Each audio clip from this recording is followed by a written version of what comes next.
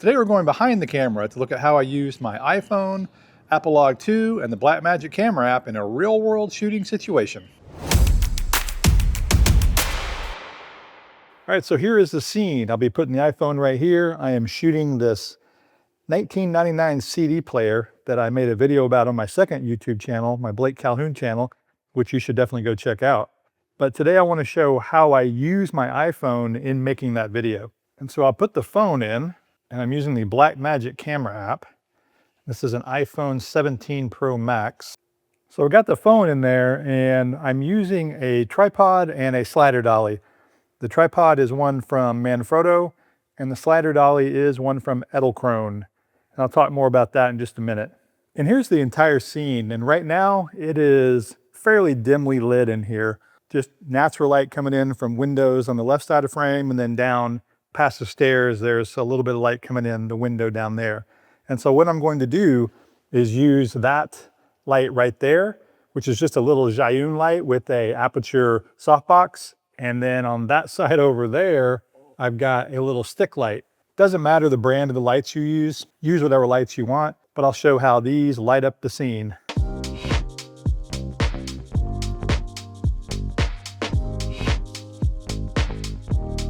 So now we've got some light on the subject, and basically what I'm doing is a fairly minimalistic style of lighting. I'm using a top-down light that's a little bit of a backlight on the actual CD player, and then the stick light is just a little accent light or a kicker light emulating the light coming in, the natural light coming in. Now here is the scene lit. You're looking at the back of the iPhone, again using the Blackmagic Camera app. Now I just want to show you what a difference the lights are making, so I'm going to turn them off real quick. That's the key light now off. And there's the kicker off. And so you can see how much work they're doing. It's a fairly low light environment. It would be really muddy if I shot like that. And I'm shooting right now at ISO 125 and 180 shutter. And so I could crank the ISO up if I wanted to. Let me just show that real quick. There's 1600, that's too much. There's 800, 400 looks about right. But of course there's no modeling or depth to the image without the lighting. So let me go back down to 100 and then I'll dial it back up to 125 was about right. And now I'll turn the lights back on. There's the key light. And there's the kicker. So that looks good and the image looks nice. I'll go ahead and roll on that. I'm shooting Apple Log 2 and I'm just using HEVC, the 50 megabit variation. Sometimes I'll shoot ProRes LT, but often, especially when I'm doing YouTube, I stick with HEVC. Just a lot smaller files and the results are still really good. If I was doing something more high-end or heavy color grading, I would probably shoot ProRes, or on this phone, of course, you can even shoot ProRes RAW. But for this demonstration, I'm just shooting HEVC, but importantly, in Apple Log 2. And now I mentioned the slider dolly. So here's a shot from the actual video, and I can do side to side or front and back. So here's how I do side to side. Again, this is the wing, and I absolutely love it. I leave it connected to this tripod all the time. So you just disconnect it, and then you slowly move it side to side.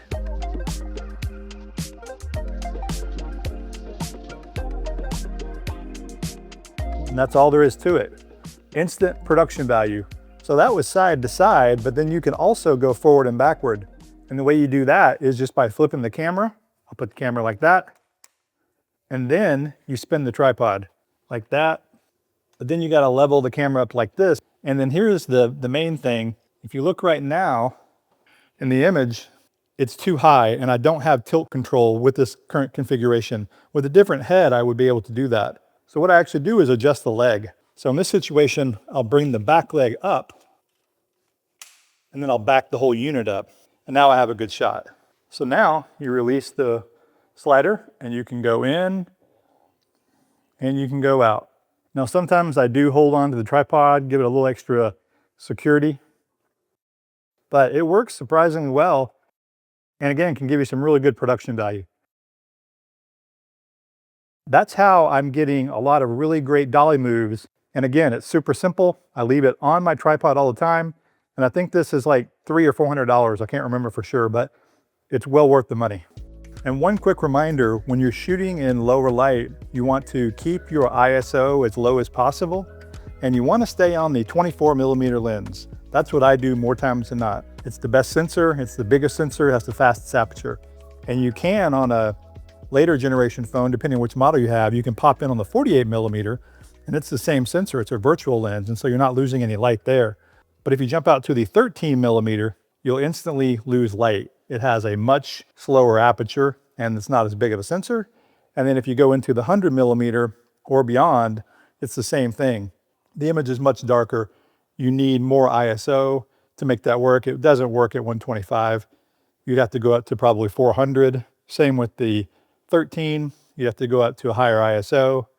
I'm actually getting a little bit of ambient light coming in here right now, sunlight, so it's not too bad. But more times than not, you want to stick to the 24mm or the 48mm when shooting in low light. And now on to color grading, and I'm not doing a full-on tutorial. It's more of a general overview of how I did it and how you can too. All right, I'm in Premiere Pro, but this would work in any editing app because I'm going to use LUTs. And so that means Final Cut Pro, DaVinci Resolve, CapCut, LumaFusion, whatever you want to use. And that is really the key here because I'm going to keep the color correction and grading very simple. Here's a sequence from the main video. First up, Apolog.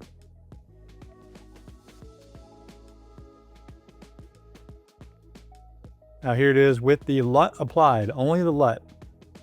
Drag and drop. And then here is LUT plus color correction or grading. So that was pretty quick, but I'll walk through this. Here's the Apolog, and this is what comes right out of the camera. This is Apolog 2. Here is the same shot with the LUT applied, and this is a Kodak Vision LUT. So I'm using my Film Look LUTs. And then here is that same shot with a little bit of color correction and grading. Again, keeping it really simple. No reason to do any big power grades and resolve or anything. There's a time and a place for that. But for most stuff you do on YouTube, etc., you can do a very good job in a traditional editing app. Since I've already color corrected this, I'll step through it. That's the log. There's the LUT. I just dropped the LUT on. And then here is the color correction. I'll show you the scopes real quick. So there's Apolog 2. You can see the scope, the way it reacts. Now I'll turn the LUT on. That's just me dragging and dropping the LUT. You can see how the scopes react. It's taking all that dynamic range, all that information, de-squeezing it, for lack of a better word, and making it look normal. Although the one thing with these Film Look LUTs is you're actually converting and doing a grade all in one. So sometimes with the LUT, you would just do a conversion LUT to Rec 709, the standard look, and then you would do a film look on top of that. The LUTs here are designed to do it all in one, makes it so much easier. But you often require a little bit of color correction. This image is a little bit crunchy, as you saw in the demo, it's kind of low light. And then these Film Look LUTs are a little bit punchier. And so that's where the correction comes in. And now there's a little bit of correction. Hit the highlights, I lowered the contrast, and I lifted the shadows a little bit. And usually the way I like to do it is lifted shadows and lower contrast, depending on what you're doing, can give it a little more of a filmic look. And so I'll play these one more time all the way through. Looking at the Apolog. And here is the LUT only.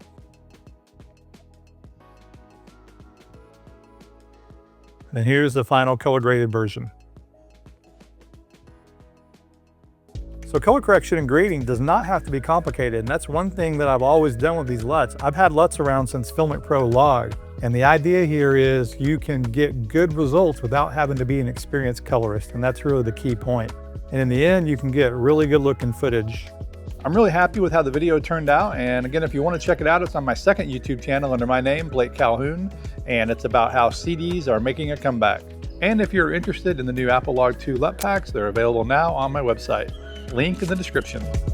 Thanks for watching.